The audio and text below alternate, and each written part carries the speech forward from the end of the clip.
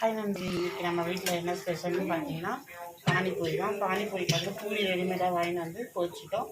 இதுக்கு ரசம் வந்து வீட்டிலே ரெடி பண்ணோம். அது எப்படி ரெடி பண்ணோன்னா, ஒரு கைப்பிடி கொத்தமல்லி, ஒரு கைப்பிடி புதினா, பச்சை மிளகா ஒரு 5 நம்ம காரத்துக்கு ஏற்ற மாதிரி ஆட் பண்ணிக்கலாம். பச்சை மிளகா, கொஞ்சமாக புளி, பூண்டு வந்து 5லேருந்து 6 பல், உப்பு கொஞ்சமாக போட்டு இதை நைஸாக அரைச்சி ஒரு பாத்திரத்தில் ஊற்றிட்டு, தண்ணி நம்மளுக்கு எவ்வளோ அளவு ரசம் தேவையோ அந்த அளவுக்கு அதில் வந்து தண்ணி ஆட் பண்ணிவிட்டு, ஒரு ஸ்பூன் வந்து கரம் மசாலா, உப்பு வேணுன்னா டேஸ்ட் பண்ணி பார்த்துட்டு உப்பு ஆட் பண்ணிக்கலாம். ஆட் பண்ணி நல்லா மிக்ஸ் பண்ணிட்டா நம்மளோட ரசம் ரெடி. இப்போ உருளைக்கிழங்கு மசாலா ரெடி பண்ணிக்கலாம். உருளைக்கிழங்கு மசாலா ரெடி பண்ணிக்கலாம். அதுக்கு வந்து உருளைக்கிழங்கு வேக வச்சு அதில் வந்து உப்பு, கொஞ்சமாக சாட் மசாலா, காரத்துக்கு வந்து ரெட் சில்லி பவுடர் போட்டு நல்லா மிக்ஸ் பண்ணிவிட்டா உருளைக்கிழங்கு மசாலா ரெடி. அவ்வளோதான் ஃப்ரெண்ட்ஸ், நம்மளோட பானி ரசத்தோடு ரெடி ஆகிடுச்சு. இப்போ இதில் வந்து கொஞ்சமாக ஒரு பூரி உடைச்சிட்டு, கொஞ்சமாக வந்து உருளைக்கிழங்கு வச்சுட்டு நம்ம ரெடி பண்ணி வச்சுருக்க